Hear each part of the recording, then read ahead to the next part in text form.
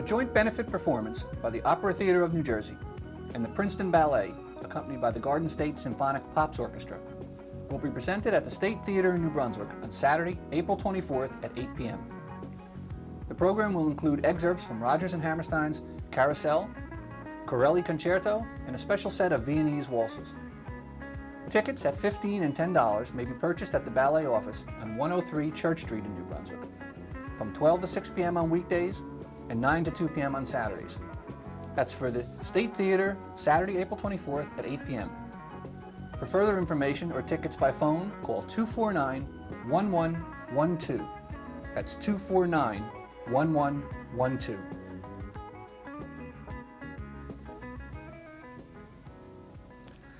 I'm Dr. Joseph Sweeney, Superintendent of Schools, and I'm here to remind you that the elections, which were called off by Governor Keene on Tuesday the 6th, will resume on Tuesday, April the 20th. Polls will be open from 2 to 9 p.m., the same as they were, and the polling places are the same as they were previously. If you voted on April the 6th, before the polls were closed, your vote will count.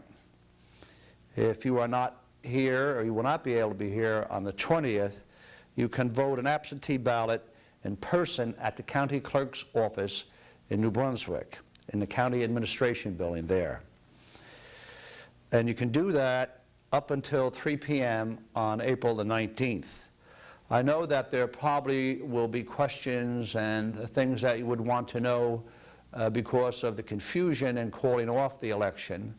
And if you wish to, would you call our office, Mr. Poquette particularly, at 257-8300, extension 211. Mr. Poquette is our business administrator and board secretary, and you can call him, and I repeat, at 257-8300, extension 211. Thank you.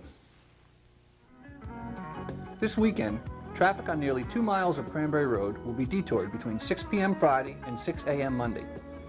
Cranbury Road will be closed between the Riders, Ruse Lane Junction, and Helmetta Boulevard. The construction is part of the $1.3 million Ireland Brook Storm Drainage Project, which will hopefully eliminate the flooding of Ruse Lane by rainwaters.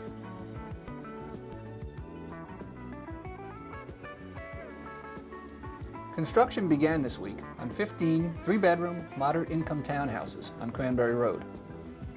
The units are built in sections at the factory and assembled on-site, saving costs and actual construction time. This panelized construction technique is new to East Brunswick. A combination of factors made this project possible, including a federal housing program, East Brunswick's 1978 Town Green Ordinance, and a mortgage subsidy program, which in this case keeps the rate at 6 3/4% for moderate income buyers. The units currently under construction are all sold, but for further information about this type of project, call 238-0296. That's 238-0296.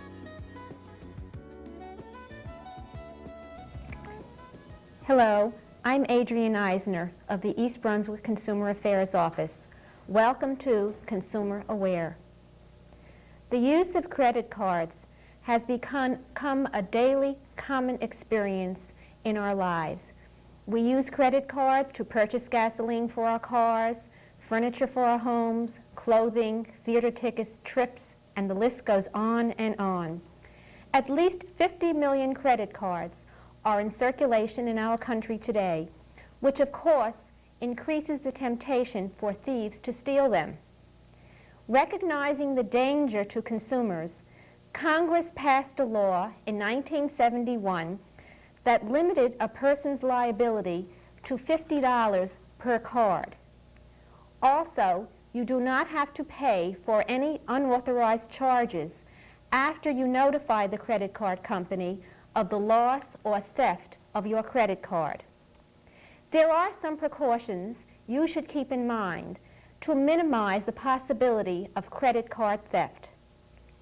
Always avoid carrying more credit cards than you intend to use. Don't leave credit cards in the glove compartments of cars, on furniture in hotel rooms, or in desks at home, the first places where thieves usually look. List all your credit cards, their account numbers, credit limits, dates of expiration, and what offices to notify in the case of theft. If you don't want to take the trouble to notify each office yourself, you can subscribe to a service which does the work for you. You should notify all creditors within 24 hours of the theft. Keep receipts and read statements carefully each month to be certain that there are no unauthorized charges on your account. Never list your credit card number on the outside of a payment envelope or give it to anyone who telephones you and solicits you for a purchase or tells you that you are a finalist in a contest. A credit card number is as valuable as the card itself. If someone has your number, he can charge thousands of dollars of merchandise by telephone to your account. As we all know, America has become a cashless society. Make the most of your credit cards and enjoy the convenience, but please remember to follow these simple rules. If you have any questions on credit cards, please call the East Brunswick Consumer Affairs Office at 254-4600. Thank you for joining me on Consumer Aware. Join us again next week.